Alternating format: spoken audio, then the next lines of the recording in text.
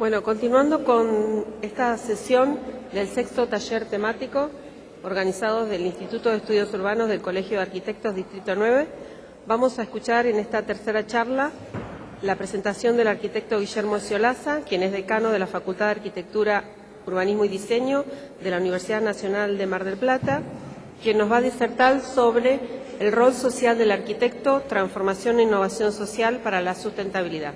Te dejo. Bueno, muchas gracias. En primer lugar, agradecer a los organizadores de esta tercera semana. Hemos asistido a las anteriores y la verdad que tener una continuidad en la discusión de estos temas me parece que también nos vamos a poniendo a todos en una perspectiva de ir acumulando consensos, ir acumulando avances y además tener una memoria construida de la participación de las distintas entidades y de los actores que están interesados en estas temáticas, pero fundamentalmente de los actores decisorios de estas temáticas. Así que, en primer lugar, agradecer a las organizaciones, a las instituciones que organizan estas jornadas y también, por supuesto, a quienes se han acercado a compartir la charla hoy. Todos sabemos que el programa tiene un montón de actividades interesantes y nos vamos haciendo un lugarcito en nuestras agendas para poder participar y disfrutar en algún momento. Así que muchas gracias por estar en este momento acá. Lo que preparé en esta breve presentación, que tenemos más o menos 30 minutos, son una serie de reflexiones y un estado de la discusión en términos teóricos de cuáles son probablemente las últimas líneas, digamos, donde se están poniendo en discusión lo que es el lema o la convocatoria de esta jornada de este año, que es sobre transformación e innovación social para la sustentabilidad. Todos hemos asistido en diferentes escenarios a la discusión de los términos de sustentabilidad, desarrollo, cambio climático, donde hay una predominancia de los temas que tienen que ver con el territorio, con las cuestiones ambientales, con los recursos renovables y con los recursos no renovables. Sin embargo, hablar de innovación social incorpora una nueva dimensión a este término de la sustentabilidad, porque en el centro de lo social, de lo que significa, están las prácticas y la manera en que, como sociedad, en un determinado recorte, que es el que nos compete a nosotros, podemos tomar el sudeste de la provincia de Buenos Aires como una pequeña sectorización, digamos, del primer nivel de impacto. Esas prácticas sociales son las que regulan, en términos de la teoría del habitar, el hablar, por un lado, es decir, cuáles son aquellos temas que para nosotros tienen significado, es decir, de qué temas hablamos y también de qué temas no hablamos, y también cómo hablamos, es decir, quiénes hablan, qué dicen, es decir, entender la complejidad de la práctica social a partir de los discursos, de lo dicho y de lo no dicho. Y también, de la misma manera, cómo eso se convierte en lo que hacemos y lo que no hacemos, en la manera en que nos apropiamos del territorio, de los recursos, de la práctica social en función de lo que para nosotros tiene significado, que está en el hablar, y se convierte, todas aquellas ideas que son inmateriales, se convierten en la materialidad con la cual edificamos y muchas veces demolemos nuestras ciudades.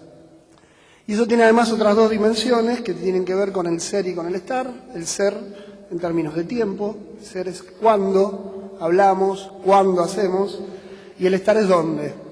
Entonces, en el centro de la práctica social, a mí me parecía que una intervención que tenga que ver con dónde se están discutiendo y qué temas se están discutiendo en materia de tanto de formación profesional como de investigación en los términos de sustentabilidad y cambio climático, me parecía interesante agregarle a la innovación social también el término cultural, es decir, básicamente esta forma de entender, digamos, que los distintos habitantes tienen distintas formas de hablar, tienen distintos imaginarios, tienen distintas formas de ser y de estar sobre el territorio, generan fundamentalmente conflictos donde el Estado y la sociedad civil empieza a generar normas y organismos de control para poder regular esos conflictos. Y sobre esos conflictos nosotros transcurrimos nuestro vivir, digamos, y vamos tomando decisiones y tenemos mayores o menores grados de satisfacción acerca del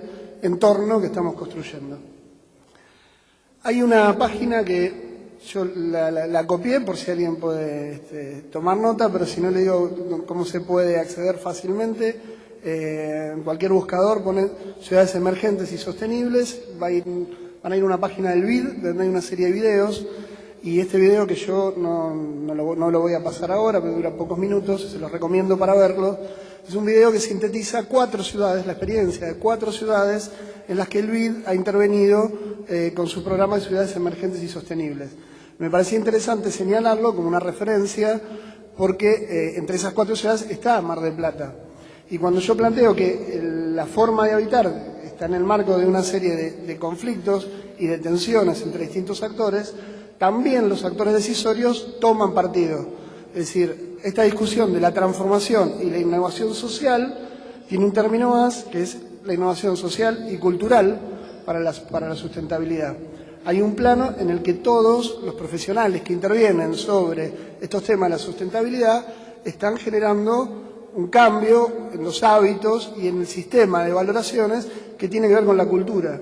¿Cuáles son aquellas cosas que para nosotros tienen valor para preservar o tienen valor para que las cambiemos?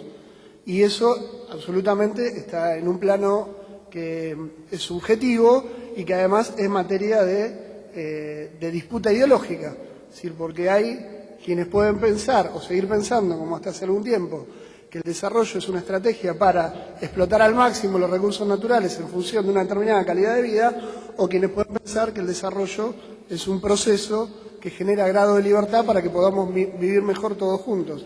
Y esos dos polos ideológicos se encuentran permanentemente en el territorio en el cual nosotros podemos pensar qué es lo que hay que transformar y cuál es el sentido de la innovación social y cultural para que la sustentabilidad como objetivo de equilibrio ecológico, urbano, ambiental, sea de alguna manera una plataforma para mejorar la calidad de vida de todos los habitantes de nuestra región.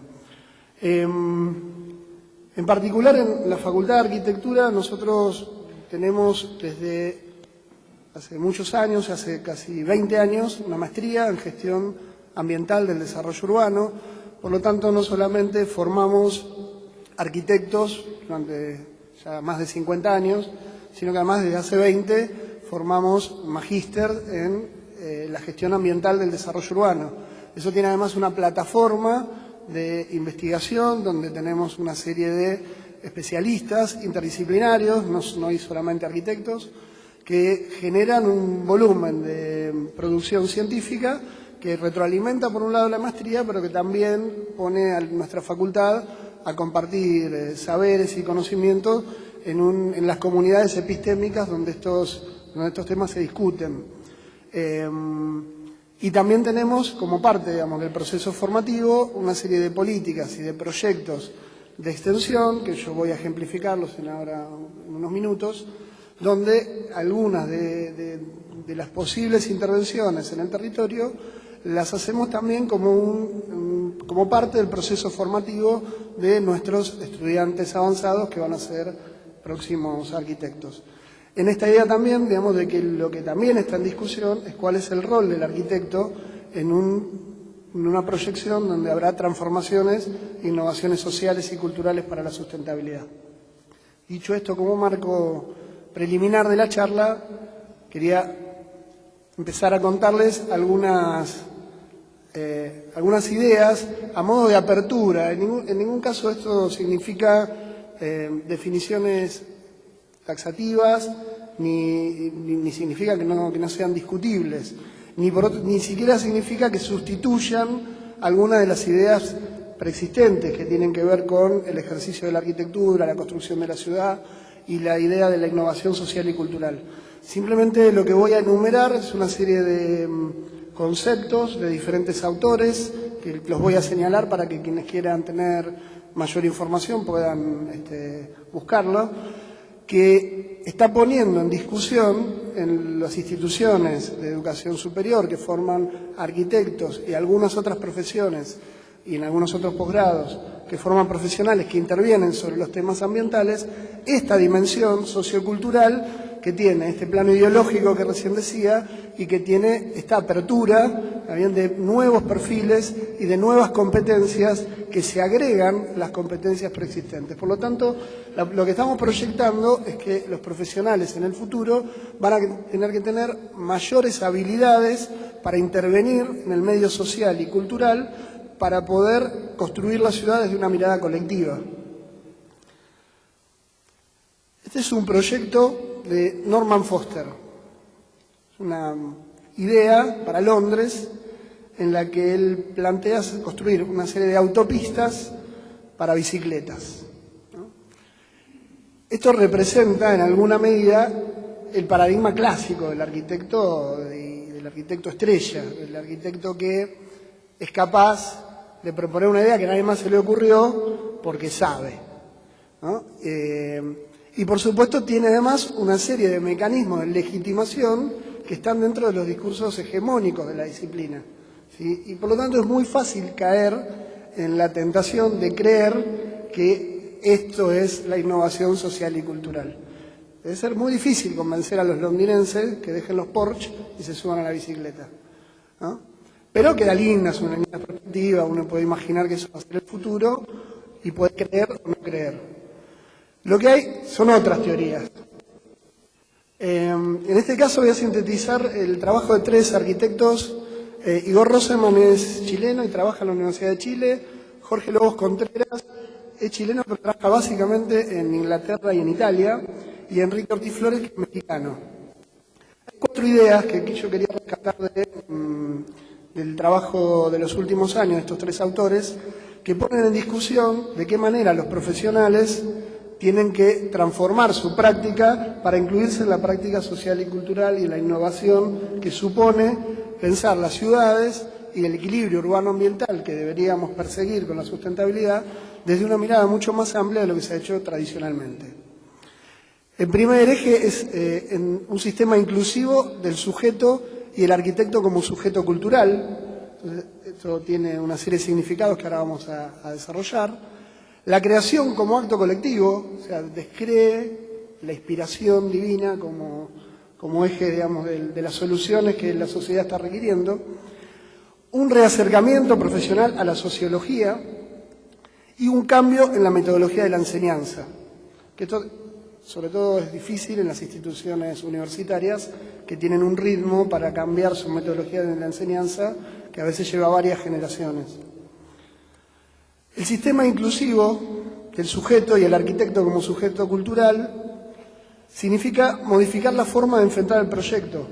Es decir, esta idea clásica del cliente, del arquitecto, el comitente, del encargo y de la solución que se genera a partir exclusivamente de la preparación y la formación profesional, estos autores la ponen en crisis y plantean que no habrá innovación o modificación social y cultural en términos de sustentabilidad si no se modifica la forma de enfrentar el proyecto.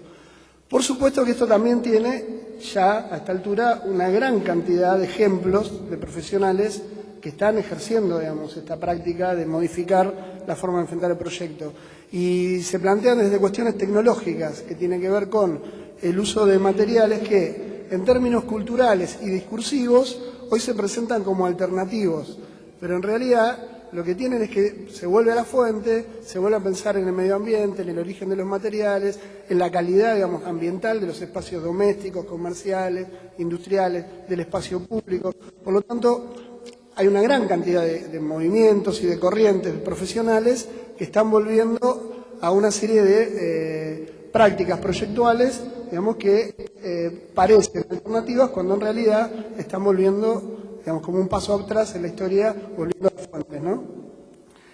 El arquitecto como activista cultural, criticando la forma del saber-poder de Foucault, integrando la experiencia vivida a la experiencia aprendida. Esto también tiene que ver con la apropiación de las tecnologías, con los procesos productivos, con entender el ciclo vital de las obras, donde van no solamente la cantidad, por ejemplo, la cantidad de agua necesaria para la construcción, ya no para el uso, la cantidad de residuos que provoca una determinada tecnología, la durabilidad, el mantenimiento y una serie de cuestiones en las cuales el arquitecto como activista cultural da testimonio. Es decir, si vamos a hacer una innovación social y cultural, hay un rol que tiene el arquitecto que es generar un testimonio y demostrar que es posible y que tiene una serie de atributos a validar estas otras formas, digamos, de trabajar las cuestiones sociales y culturales para la sustentabilidad. Participación del sujeto en su modo de hablar y su historia. Modificar el proceso de producción del proyecto con otras instancias participativas. Y el arquitecto como guía, posibilitador del entorno participativo para crear, esto fundamentalmente pensado en el marco de lo que son las políticas públicas. La creación como acto colectivo hace que también tengamos que pensar que se debe aprender a operar con sistemas abiertos, con procesos sin control directo, donde hay autorías diversas. Esto básicamente es lo que ocurre en la construcción de la ciudad, ¿no? Aprender a convivir con la imperfección como reflejo de lo social. Nosotros mismos vivimos en una ciudad que sin que tuviera un terremoto, ni un gran incendio, ni una catástrofe natural, fue edificada varias veces sobre sí misma, ¿no? Y eso también es producto que la ciudad es el continente de las prácticas sociales y estamos en una sociedad que a lo largo de su historia también se ha edificado varias veces sobre sí misma. Por eso, caminando acá unas pocas cuadras, podemos ver cómo en determinados lugares se está cambiando las tipologías, las densidades de uso, porque lo que ha cambiado básicamente es el modo de habitar, ¿sí? Los imaginarios, los estándares, y eso tiene absolutamente un plano cultural para tomar esas decisiones, en las cuales uno puede aprender a convivir con las imperfecciones sociales, con las contradicciones, pero entender también, digamos, que el arquitecto, digamos, que los profesionales que intervienen sobre los temas urbanos tienen una responsabilidad ética, digamos, de marcar y señalar las consecuencias de determinadas decisiones que pueden parecer coyunturales o pragmáticas y que sin embargo dejan una huella o inclusive borran otras huellas que para nosotros pueden ser valiosas. Incluir sujetos implica incluir procesos culturales ajenos a la endogamia disciplinar, ¿no? La imagen esa que mostraba al principio de Norman Foster es muy linda para arquitectos y tal vez para ciclistas, digo, pero no sé si es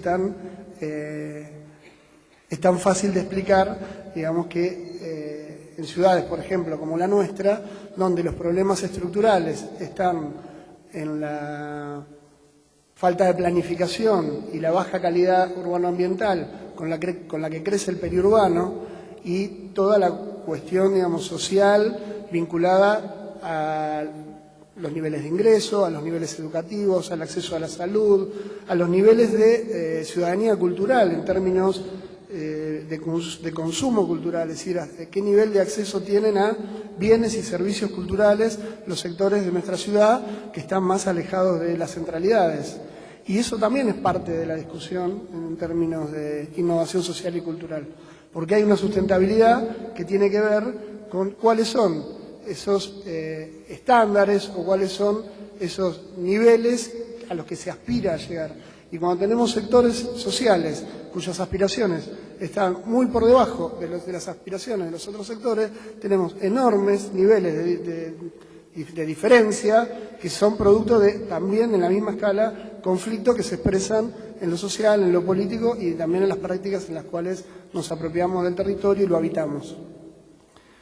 Todo esto es un acercamiento a la sociología, superar la tentación de las variantes formales y acercarnos a la variante social.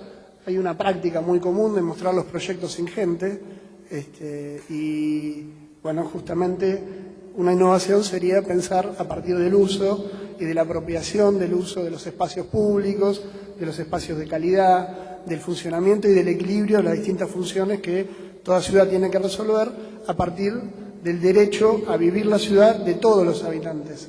Cuando yo les decía que vean el video, ese que puse en la primera filmina, ustedes van a poder comparar en 4 ciudades cómo el programa del BID para ciudades emergentes y sustentables es el mismo programa que se ofrece a 4 ciudades. Sin embargo, la prioridad de cada uno, digamos, de la clase dirigente, de cada una de sus ciudades, da resultados completamente distintos. Entonces, cuando uno ve, por ejemplo, que en algunos de los proyectos que está vinculado al BID parece prioritario resolver alguna cuestión de calidad ambiental en un centro comercial a cielo abierto, como es la calle Güemes, ¿está bien? Y vemos que con el mismo programa en otra ciudad se hace un parque urbano, lineal, cultural. Por lo tanto, el problema no es del instrumento, sino el problema es de cuáles son, digamos, los actores decisorios y dónde establecen su sistema de prioridades, ¿sí? Y de vuelta, superar la tentación de las variantes formales, ¿no? Y acercarnos a la variante social. Equilibrar nuestras capacidades formales constructivas con las enunciativas analíticas. Esto que parece muy complejo tiene que ver con que hay una gran cantidad de profesionales que en organismos públicos y privados se dedican a investigar. Y investigar significa generar un nuevo marco epistémico, es decir, volver a hacernos preguntas, volver a pensar la ciudad y volver a preguntarnos qué debemos hacer. Porque también la coyuntura, digamos, la dinámica social, la manera en la que se construye la legitimidad del poder, hace que los actores decisorios necesiten generar noticias. Y a veces hay que parar un poquito a pensar antes de actuar.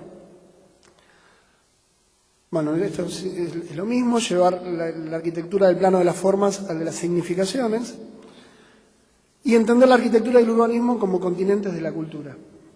Después vamos a hablar un poquito de qué hablamos cuando hablamos de cultura. Y fundamentalmente esto que particularmente a mí me va a tocar en estos años generar el escenario y las condiciones para discutir esto en nuestra Facultad de Arquitectura, un cambio en la metodología de la enseñanza, que tiene básicamente dos objetivos para estos autores.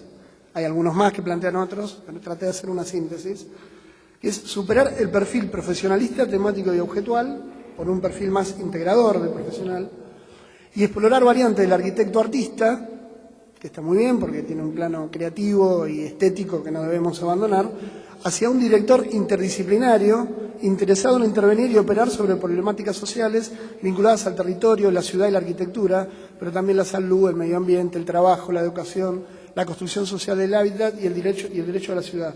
Yo también lo sintetizaría como la idea de que el desafío de las instituciones educativas que forman arquitectos y que forman profesionales vinculados a la gestión ambiental tiene que ver con que podamos ofrecer un rigor tecnológico muy alto para darle grandes libertades creativas y para que puedan tomar decisiones. Es decir, la capacidad de los profesionales de intervenir en procesos participativos como facilitadores organizacionales y ayudar a tomar decisiones sensatas está vinculado a dos cuestiones: a una fuerte formación disciplinar y tecnológica y a una gran capacidad creativa y política para tomar decisiones, ¿sí? Que esto no significa tomar decisiones en los términos que la toma Foster, sino tomar decisiones en los espacios participativos donde se generan las políticas públicas.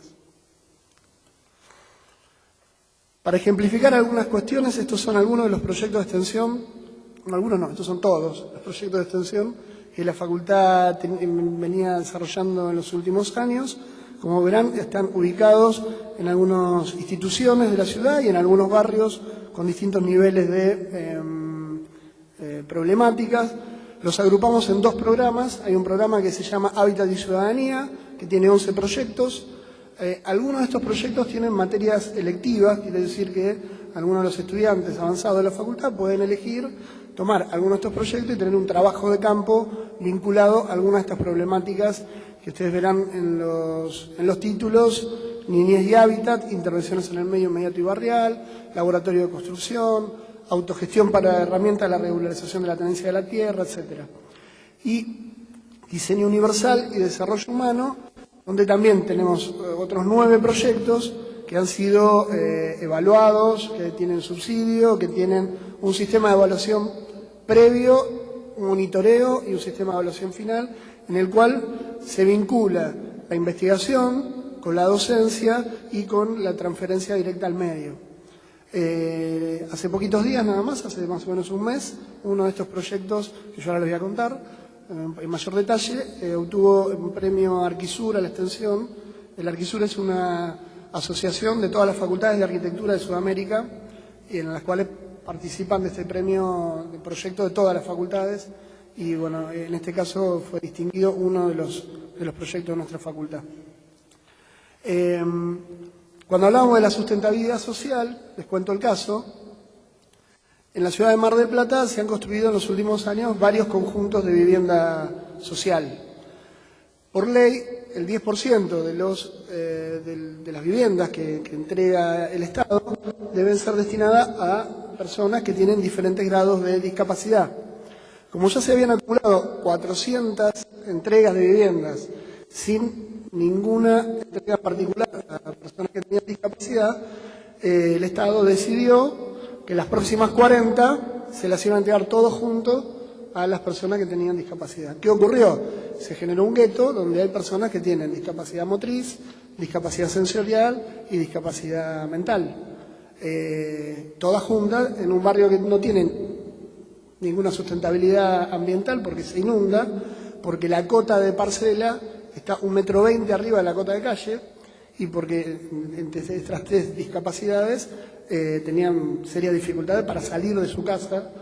En el caso de los que tenían movilidad por silla de ruedas, no tenían manera de llegar a la combi que los traía a los lugares donde trabajan, donde estudian, donde tienen derecho a pasear por la ciudad y hacer otras actividades, y no podían ni llegar al almacén, ni llegar a la salita, ni llegar a la escuela. Entonces, en ese momento, en el año 2012, el defensor del pueblo se acercó a la facultad a contarnos este problema. Miren, estuvimos durante años peleando que nos entreguen viviendas y nos dieron 40 viviendas que son inaccesibles. ¿Qué hacemos? Entonces lo que hicimos fue estudiar en una de las materias selectivas de la facultad, donde participaron cerca de 30 o 40 alumnos, y se hizo todo el pliego para que a partir del presupuesto participativo que tiene la Municipalidad de General Pueyrredón se generaran las veredas, las rampas y el circuito accesible que va desde el interior de la casa hasta la conexión con cualquier otro punto de la ciudad. Desde este lugar hicimos todo este recorrido de investigar el tema, de plantearlo, digamos, como una manera, digamos, de corregir una política pública que bueno, venía acumulando errores, y finalmente tiene, bueno, un formato, como imaginarán, de relevamiento y un formato finalmente de propuesta que termina en un pliego técnico, ¿sí? Bueno, y esto actualmente, bueno, fue adjudicado y está pronto a ser comenzado a ejecutar. Otro proyecto que hemos tenido, que se presentó este año, está vinculado al Plan de Desarrollo Urbano de la Ciudad de Tres Arroyos. La Ciudad de Tres Arroyos tiene una particularidad, que tiene un programa de desarrollo local que están proyectando una serie, digamos, de ampliaciones en su parque industrial para cambiar el carácter que tiene de centro agropecuario, y se están radicando bueno, fábricas de pinturas, industria metalúrgica más pesada que la que tiene la ciudad de Mar del Plata, por ejemplo. Por lo tanto, ellos proyectan, digamos, que la ciudad va a crecer notablemente en su número de habitantes, básicamente porque va a haber más trabajo. Para eso crearon un centro regional de educación superior, donde van tomando carreras de la Universidad del Sur, de Bahía Blanca, de la de Tandil, de la Universidad del Centro, y la de Mar del Plata, y van generando profesionales sin saturar de abogados y contadores, sino ingenieros, bueno, en este caso habría una arquitectura por 2 años, diseñadores industriales, ingenieros en informática, es decir, van tomando ofertas puntuales, digamos, para, en general, que sus jóvenes se queden, formen familia y la ciudad crezca. Y eso le empezó a generar otra serie de conflictos, que tiene que ver básicamente con la movilidad urbana y con algo que no estaba previsto cuando diseñaron la ciudad, es que se están acercando a los arroyos, y el arroyo es tierra de nadie, o sea, no tenían previsto ni un parque ni nada, era tierra no urbana. Por lo tanto, se acercaron también a la facultad en función del plan de desarrollo que ya tenían, y con un grupo de estudiantes se armó un proyecto de extensión en el cual se va a trabajar el tema de la movilidad urbana y el tema de un parque temático alrededor del arroyo para generar como fuelle entre la ciudad y lo que es el accidente natural, bueno, que le da nombre, ¿no? Ahora hay una serie de estudios y se está trabajando en ese tema. También tenemos otros proyectos que trabajan sobre los sectores más vulnerables y acá hay todo un trabajo de gestión asociada con una gran cantidad de instituciones. Básicamente en el norte es lo que sería el barrio Alto Camet y en el sur lo que sería Monte Terrabuzzi, que está en diagonal al predio de disposición final de residuos, donde hay una gran cantidad de familias que están en condiciones de extrema vulnerabilidad, con riesgo de vida, que no tienen lugares donde vivir, y lo que hace la facultad a través de varios proyectos es generar una sinergia con instituciones para tratar de, con el trabajo de los estudiantes y de los docentes de la facultad, rescatar a algunos grupos familiares y ponerlos en un dispositivo de habitación que no es una casa, pero que tiene instalaciones seguras, calefacción y que tiene condiciones mínimas, digamos, de habitabilidad, que es mucho más que lo que tenían las familias antes de que nosotros interviniéramos, y que además de alguna manera interpelamos al Estado, porque esto lo tendría que estar haciendo el Estado y no una facultad de arquitectura que tiene un nivel de impacto muy bajo. Estamos hablando que al año podemos hacer más o menos unas 10, entre 8 y 10 viviendas de estas características, ¿no? No sé cómo estamos con el tiempo, Adriana. ¿Ya voy cerrando? Bueno. Vamos a pasar muy rápido. Quería contar básicamente que esta idea de la dimensión sociocultural que tiene que ver con el desarrollo urbano también tiene algunos autores que han estado generando teoría alrededor de las experiencias de los últimos años acerca de cómo la agenda de políticas públicas empezó a detectar este tema y se empezaron a tener desde programas de cooperación internacional como los del BID hasta programas específicos de desarrollo local, desarrollo estratégico. Y lo que plantean Macari y Montiel, que son dos autores nacionales que publican en Europa, planteaban que el concepto de desarrollo, en términos de innovación, tiene que ver con cambiar el viejo concepto de desarrollo que tenía que ver con la explotación de recursos naturales para satisfacer todas nuestras necesidades, las reales y las simbólicas, que es lo que ha generado los enormes desequilibrios, tanto hacia el interior de la ciudad como en su relación con el medio ambiente, sino entender el desarrollo desde otro paradigma, un concepto nuevo, que es pensarlo como un proceso que aumenta la libertad para llevar a cabo aquello que valoramos. Por supuesto que aquello que valoramos tiene una dimensión ideológica. No valoramos todo lo mismo. Y por eso es un escenario de conflicto y de regulación de esos conflictos. Por lo tanto, ese proceso lo que trata es de incrementar la participación y la interculturalidad. Y lo sintetizan con una frase que es muy simple, pero que es muy difícil de resolver, que dice que esta dimensión sociocultural del desarrollo se trata de encontrar la forma de vivir juntos. Porque como vemos en la foto, está llena la ciudad de ejemplos en que encontramos la forma de vivir separados. Hablar de diferente manera, habitar de diferente manera, ser y estar de diferente manera. Y en el centro, las prácticas sociales que desintegran a la sociedad, y esa desintegración social es la que se expresa en la ciudad, como un emergente material de procesos que son absolutamente culturales.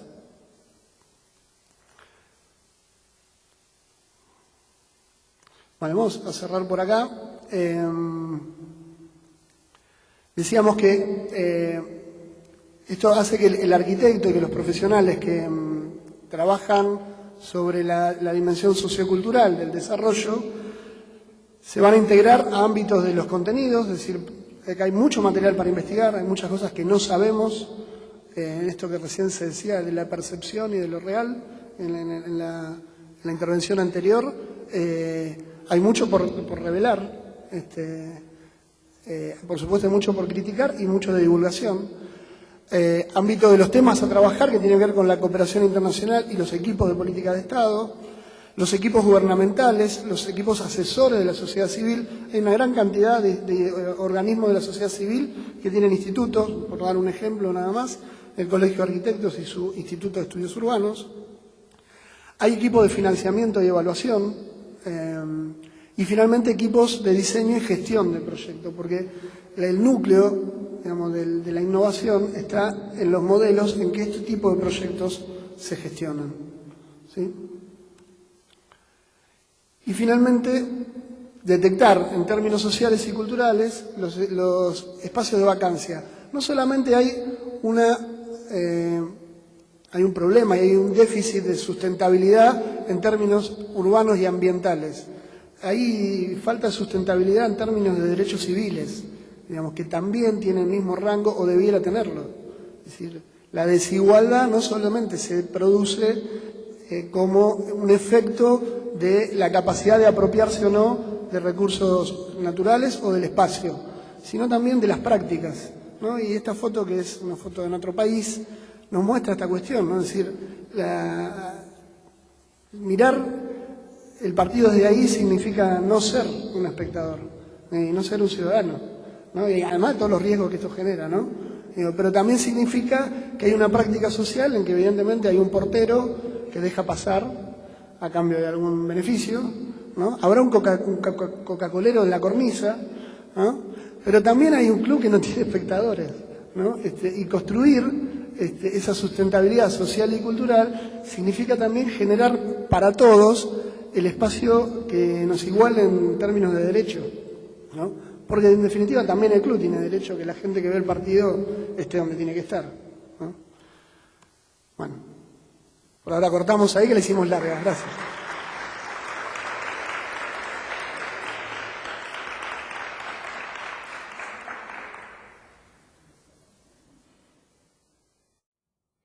Vamos a pasar a la última charla de la tarde y vamos a invitar al arquitecto Marcos Hernán Canciani y a la licenciada Patricia Pastore de la UPDS. El arquitecto Marcos Hernán Canciani es egresado de la Facultad de Arquitectura y Urbanismo de la Universidad Nacional de La Plata en el año 2005, cursó la maestría en Ciencias del Territorio de la Universidad de La Plata en el año 2014, la está cursando, es docente de la Facultad de Arquitectura y Urbanismo de la misma unidad académica en las materias de Planificación Territorial 2 y Procesos Constructivos 1, es investigador categoría 5 del Centro Interdisciplinario de Estudios Complejos, es profesional de la Dirección de Ordenamiento Ambiental Territorial y del Área de Sistemas de Análisis Territorial Ambiental del Organismo Provincial para el Desarrollo Sostenible. La licenciada Patricia Pastore, quien está a mi derecha, es licenciada en Ecología y Conservación de Recursos Naturales Renovables, egresada de la Facultad de Ciencias Naturales y Museo de la Universidad Nacional de La Plata en el año 1983. Es perito judicial, según acordada 2728 del 96 de la Suprema Corte de Justicia de la Provincia de Buenos Aires desde el año 1997. Es diplomada en cuestiones procesales en la práctica del derecho ambiental de la Universidad de Ciencias Empresariales y Sociales en el año 2012 y doctorando en Ciencias Naturales de la Universidad Nacional de La Plata. Fue investigador de la SIC y del CONICET en el área de investigación sobre biomasa y productividad primaria y parámetros de fertilidad en ambientes acuáticos continentales entre el año 83 y 93. Ingresó como profesional del Departamento de Evaluación Ambiental de la ex SPA, donde se desempeñó como revisora de estudios de impacto ambiental entre los años 1998 y 2005. Fue directora de Evaluación de Impacto Ambiental de la ex Secretaría de Política Ambiental de la Provincia de Buenos Aires entre los años 2005 y 2007. Actualmente es directora de Ordenamiento Ambiental Territorial del Organismo Provincial para el Desarrollo Sostenible, OPDS, de la Provincia de Buenos Aires desde el año 2007